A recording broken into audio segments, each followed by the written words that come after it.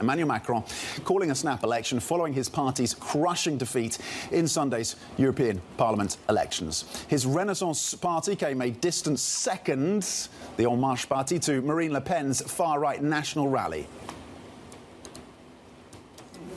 This is a serious and weighty decision, but above all, it is an act of trust.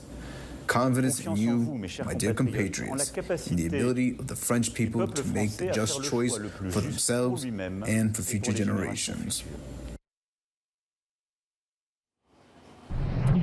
And Macron's German counterpart, Olaf Scholz, did not fare much better, with his Social Democrats projected to suffer their worst ever performance in an EU election. Bloomberg's Oliver Crook in Berlin has more on that. But first, let's cross over to Connan, standing by in Paris. A momentous event, a momentous decision from the French president. Caroline, how big a gamble is this then for Macron?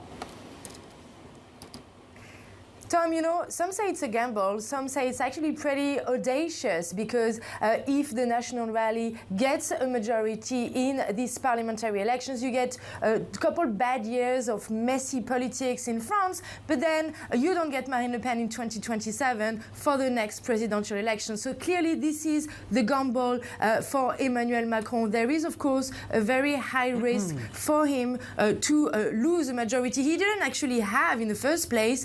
Since 2022, it was already very fragile. He had to rely on the Republicans to pass every single legislation. But perhaps this is going to be a wake-up moment for the French. At least that's what Emmanuel Macron is trying to do here. Because if you look at the EU elections results, Marine Le Pen's candidate, Jordan Bardella, got 32% of the votes. That's more than double Renew Europe, the party of Emmanuel Macron, where his candidate Valérie Hayé really struggled to exist during this campaign. So there is a high risk, but it was seen as the only solution by many, including the Republicans, who have been supporting the fragile majority of Macron over the past couple of years.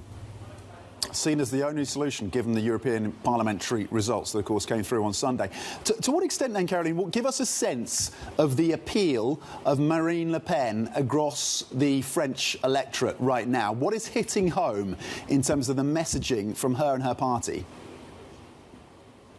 You know, a few years ago, of course, she was defending this idea of Frexit, a French exit of the European Union. She has totally abandoned that idea because, of course, she knew this was a turnoff for a big part of the electorate. So Jordan Bardella, during these European elections, has really built his campaign on frustration about migration and about inflation. So clearly, these are the two topics that, again, they will focus on in the next few weeks before these snap elections at the end of the month.